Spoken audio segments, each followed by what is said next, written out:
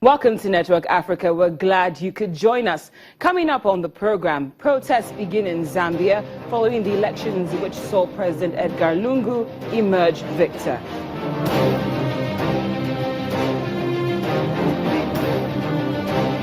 Then don't take the deal. That's what the Egypt's national forces are saying to President al-Sisi as regards the IMF deal which Egypt has asked for.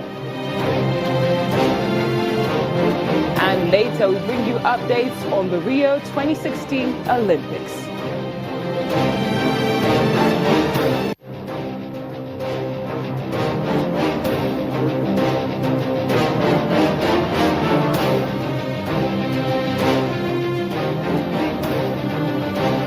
Thanks again for taking out the time to join us. This is Network Africa on Channels Television with me, Cynthia Are. One day after the Zambia election results were announced, protesters have gone against appeals to accept the results and have opted to take to the streets instead. About 133 protesters have been arrested after protesting against the re-election of President Edgar Lungu.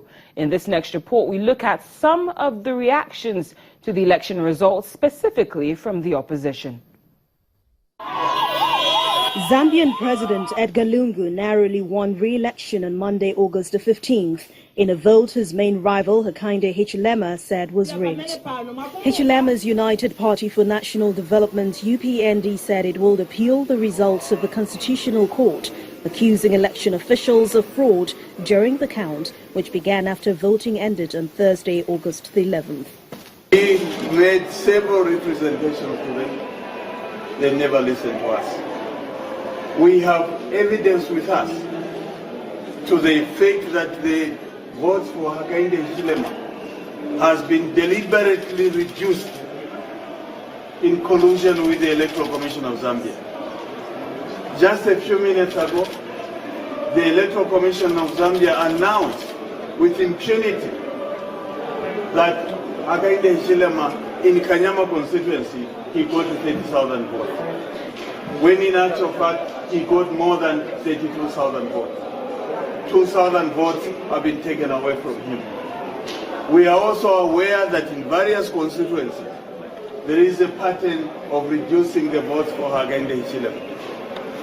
We have the evidence. Lungu faced a tough challenge from Hichilema in a campaign to rule over Africa's second largest copper producer, which has suffered an economic slump due to depressed commodity prices. According to the Election Commission of Zambia, Mr. Lungu won 50.35% of the vote against 47.63% for his opponent.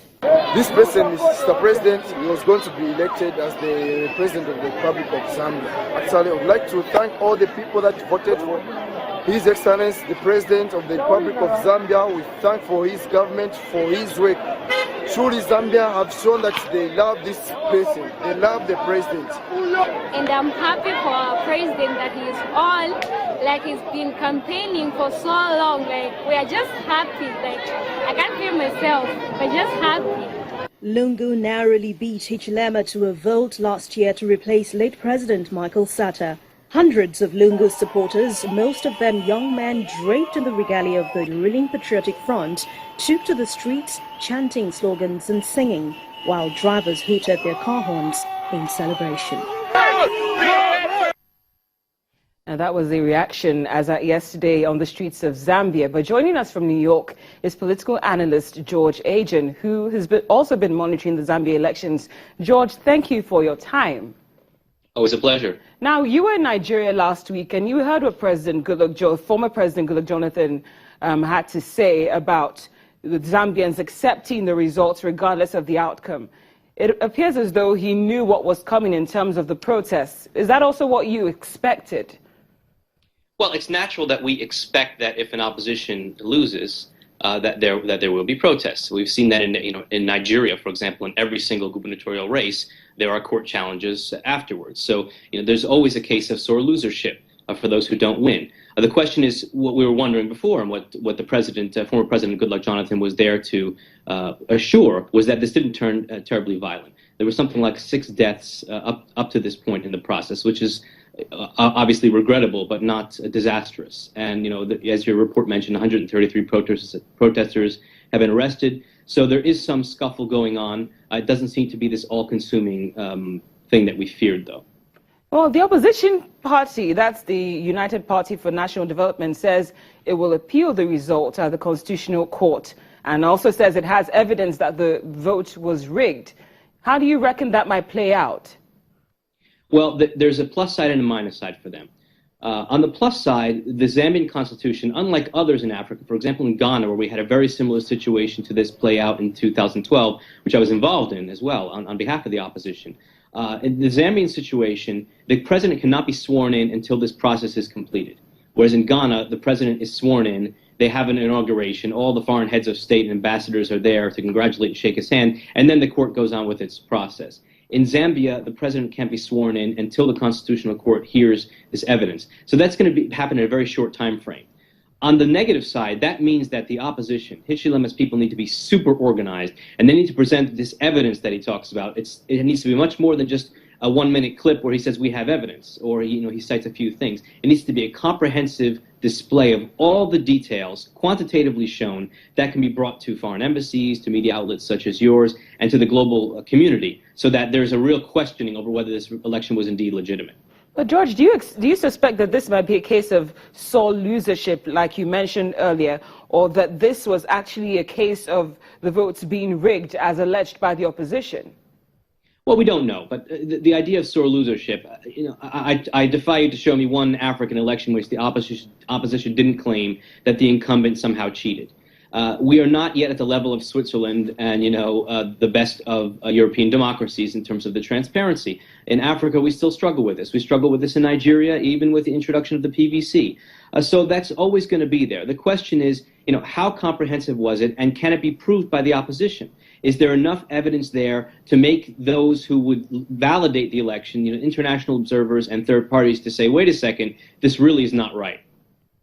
Well, final question here, George. Yesterday we saw that things were relatively balanced in terms of those who were not too thrilled with the outcome and those who were very excited about President Lungu maintaining his leadership. But how do you reckon things might play out in the days to come? I mean, 133 arrests just 24 hours after we got the results. What do you think we should expect in days to come? It all depends, as I said, on how organized the opposition is. If they're able to present a very, very well-structured case, both domestically and internationally, and dominate the media, and if they're able to show street power, I don't mean to say violence, but if they're able to bring to the steps of the courthouse tens of thousands of people, that may give the justices pause to maybe potentially call for a rerun of the election. Don't forget, this was a runoff election, and the incumbent Lungu got only 50.3%. So if they were able to nullify just 0.3%, that would force a runoff. But the only way they're going to do that is if they see that there's a risk of the country being truly destabilized. 133 protesters doesn't quite rise to that level, in my view. Well, thank you so much, George Ajan, political analyst, joining us from New York. Thank you for your time.